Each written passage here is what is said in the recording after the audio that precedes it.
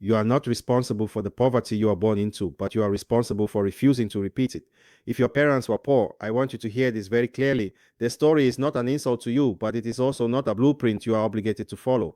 You are born into the consequences, the circumstances, the fears, and the limitations, but you do not have to die in the same mental and financial neighborhood. Poverty is not just a lack of money, it is a system of beliefs, habits, and emotional reactions that get passed down like a family recipe. If you don't become conscious of it, you will repeat it in the name of love, loyalty, and sacrifice while quietly resenting your own life. Many people think poverty is only about numbers in a bank account, but the real trap is psychological. When you grow up hearing, we don't have it, money doesn't grow on trees, or people like us can't do that, those phrases become invisible laws in your mind. You start to organize your dreams around what feels realistic instead of what is truly possible. You learn to lower your expectations before life can disappoint you. And by the time you become an adult, you are not being controlled by your parents' poverty anymore. You are being controlled by the internal voice that sounds like them, living rent-free in your head. The first mistake you must not make is romanticizing struggle. Many people wear their difficult childhood like a badge of honor and confuse pain with depth, chaos with character, and suffering with humility. They say things like, I'm real because I come from nothing, as if staying broke somehow proves authenticity. Your struggle can shape you, but it should not become your personality. If you glorify hardship, you will unconsciously sabotage comfort, stability, and prosperity because deep down you feel more yourself when things are falling apart. You are allowed to honor where you come from while also deciding you will not live there mentally forever. The second mistake is copying your parents' emotional relationship with money instead of consciously examining it. Poor parents are not bad people, they are often exhausted people, stressed people, people who never had the time, education, or peace of mind to think about money beyond survival. Maybe they argued about bills, panicked at the end of the month, or treated every unexpected expense like a crisis. If you grew up watching that, you may now feel guilty when you have money, anxious when you spend it, or ashamed when you want more of it. This is how generational poverty hides, not only in what you lack, but in what you feel you don't deserve. The third mistake is believing that hard work alone will save you. Your parents may have worked multiple jobs, long hours, and sacrificed sleep just to keep the lights on. So you grew up thinking, if I just work harder, things will change. But in the modern world, effort without strategy is just glorified exhaustion. Working more hours at a low paying job might keep you afloat, but it rarely changes your trajectory. You must upgrade from only working hard with your body to working intelligently with your mind. This means learning skills, systems, and strategies that make your effort compound, not just repeat. If your parents were poor, the fourth mistake is feeling guilty for wanting a life that looks nothing like theirs. Many children from poor backgrounds feel emotionally blackmailed by invisible rules. Don't outgrow us. Don't think you're better than us. Don't forget where you came from. So you play small, you undercharge, you stay close to the neighborhood. You refuse opportunities that would move you forward because you're afraid of being labeled selfish, bougie, or changed.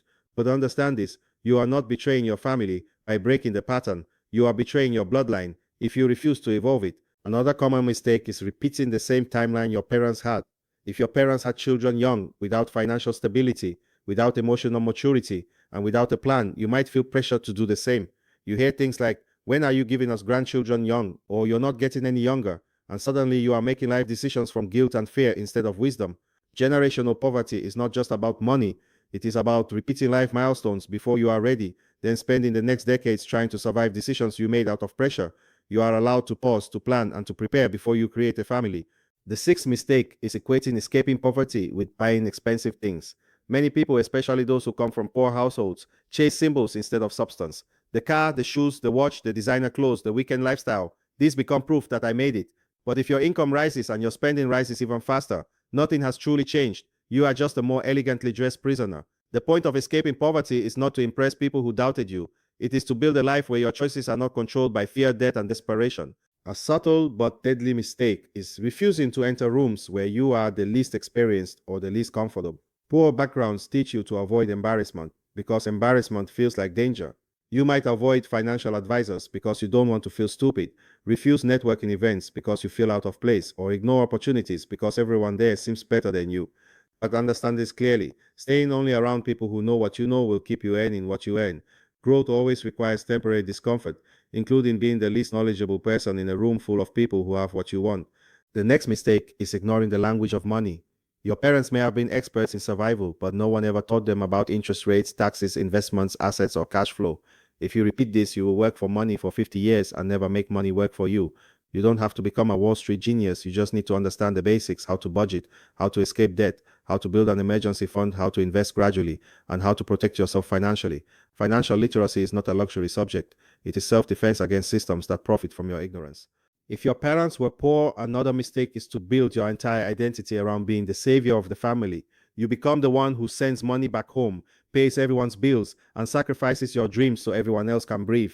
On the surface, this looks noble and loving, but if you never set boundaries, you will burn out, become resentful, and quietly blame your family for the life you never lived. Helping your family is beautiful. Sacrifices your future so that everyone can stay in the same place is not. Real love lifts others without drowning yourself. A dangerous mistake is using trauma as an excuse to stay stuck. Yes, you went through things that people who grew up wealthy will never understand. Maybe you saw eviction notices, cupboards with little food, fights over money, or the humiliation of asking relatives for help. That pain is real, but if you constantly repeat, "I can't succeed because of what happened to me," you give your past permanent permission to control your future. You can acknowledge your wounds without worshiping them. Healing doesn't mean pretending it didn't hurt. It means refusing to let it dictate the rest of your story. You must also avoid the mistake of waiting for rescue. When you grow up in scarcity, you can fall in love with fantasy, the fantasy of the lottery, a miracle job, a wealthy partner, a visa, or some external event that suddenly changes everything. Hope is necessary, but passive hope is dangerous. It keeps you dreaming without doing. No politician, partner, or employer is coming to save you. The hard truth is this: if your life is going to change, it will be because you decided to become the most reliable person you have ever met. You must be your own rescue mission. Another mistake is fearing wealth because you associate it with corruption, greed, or coldness. If you grew up hearing rich people are evil, money changes people, or we may be poor but at least we're good, then your subconscious might be sabotaging you. You might undercharge, avoid promotions, or reject opportunities because deep down you believe that having more will make you a worse human being. But money does not create your character, it amplifies it. If you are kind, money will allow you to express that kindness on a bigger scale. Refusing to grow financially doesn't make you noble, it keeps you limited. If your parents were poor, a crucial mistake is teaching yourself to be comfortable with chaos. Maybe bills were always late, plans were always changing, and emergencies were a constant background noise. Your nervous system may now be addicted to that level of stress. When life finally becomes calm, you feel uneasy or even bored, so you unconsciously create new crises, unnecessary spending, impulsive decisions, or drama in relationships. Stability feels foreign, so you sabotage it. You must retrain your body and mind to see peace as the new normal, not as a sign that something is wrong. One more mistake is ignoring mental health, because we don't talk about those things. In many poor households, therapy is seen as a luxury or an indulgence, while suppressing emotions is seen as strength.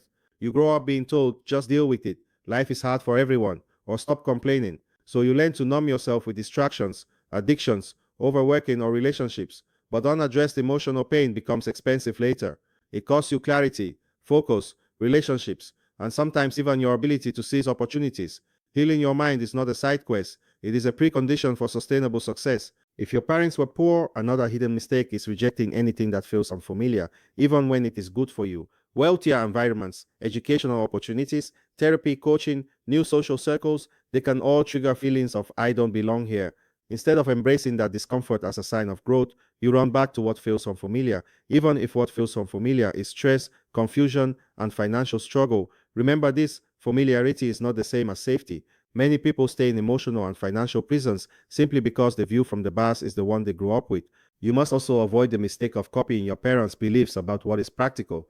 Maybe they told you to chase secure jobs, not dreams. Maybe they discouraged entrepreneurship, art, or unconventional careers because they were afraid you would fail and end up with nothing.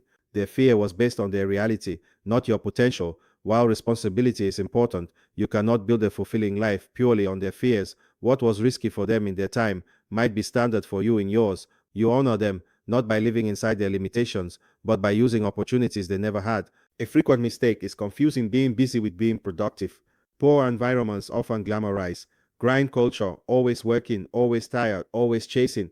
You might feel guilty if you are resting, learning, or planning instead of constantly on the move. But true productivity is measured not by how tired you are, but by how much your actions move you closer to a stable, meaningful life. Sometimes the most productive thing you can do is slow down long enough to think, to plan, to strategize, and to say no to activities that keep you stuck in the same place.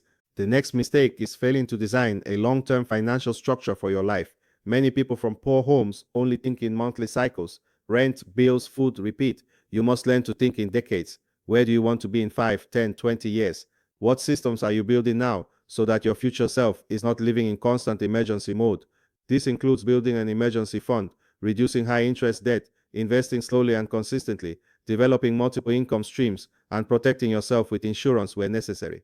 Wealth is rarely created by accident, it is built through structure. If your parents were poor, it is also a mistake to believe that being the good child means saying yes to everything. Yes to loaning money you cannot afford. Yes to co-signing debts that are not yours. Yes to letting relatives stay with you indefinitely. Yes to being emotionally available for everyone but yourself. Eventually, you become a broken foundation that can no longer hold anyone. Real loyalty sometimes looks like saying no. It looks like creating boundaries so that your progress is not constantly interrupted by financial fires that others refuse to stop starting. Another subtle mistake is assuming that success will make you finally feel enough on the inside. You may chase money thinking it will heal the humiliation of being poor, the memory of being teased at school, or the shame of being the kid who couldn't afford what others had. But if you do not work on your self-worth, you can reach your goals and still feel empty. Then you will keep chasing more, hoping the next achievement will finally silence the inner critic. Money can improve your comfort, but it cannot cure the parts of you that feel unlovable. That work is internal. You must also avoid the mistake of cutting your parents off emotionally just because you are becoming different financially. Yes, boundaries are necessary. Yes, you cannot carry everyone on your back. But if you rise and then use your success to look down on the people who raised you, you are building a new kind of poverty, spiritual poverty. Your parents may not have been perfect, they may have made painful mistakes, but they also taught you resilience, endurance, and creativity under pressure. You owe them respect and gratitude, even as you refuse to repeat their patterns. Another common mistake is thinking you have to change everything overnight. When you come from poverty, desperation can make you impatient. You want the business to explode now, the debt gone now, the savings full now. When that doesn't happen, you feel like a failure and give up. But remember, it took years, sometimes generations, for your family's situation to look the way it does. You will not reverse that in a few months. Your job is to move in the right direction consistently, even if the steps feel small. Small, boring steps done repeatedly are what build quiet miracles. If your parents were poor, a powerful shift happens when you stop saying, "This is just how my family is," and start asking, "What if I am the turning point?" In every bloodline, there is someone who decides that the cycle ends with them, not because they are better, but because they are awake. You may be that person, not just the one who earns more, but the one who thinks differently, chooses differently, and loves differently, being the turning point. You are not just fixing your life, you are editing your family's future.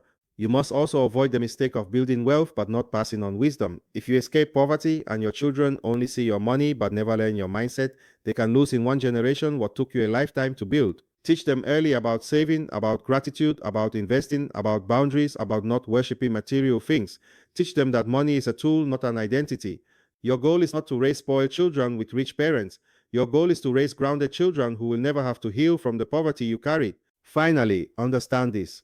Escaping your parents' poverty does not mean rejecting your roots. It means turning your story into a starting point, not a sentence. You can love your parents deeply and still say, "I am choosing a different path." You can appreciate the sacrifices they made while refusing to sacrifice your own soul to repeat their struggles. You are not dishonoring them by building something bigger. You are completing the work they began under much harder conditions. They built with what they knew. Now it is your turn to build with what you know. And if you choose wisely, your children will tell a different story about what home means. The mistakes your parents made with money, time, and opportunity were not proof that they were failures. They were proof that nobody ever showed them another way. You are seeing this video because life is showing you another way.